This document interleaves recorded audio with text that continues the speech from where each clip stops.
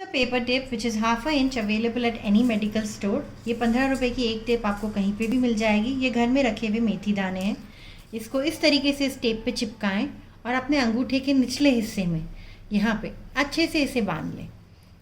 इस तरीके से बांधने के बाद इसको रात भर के लिए छोड़ दें और सुबह को इस टेप को उतार दें। This is a very simple tip to cure your throat issues.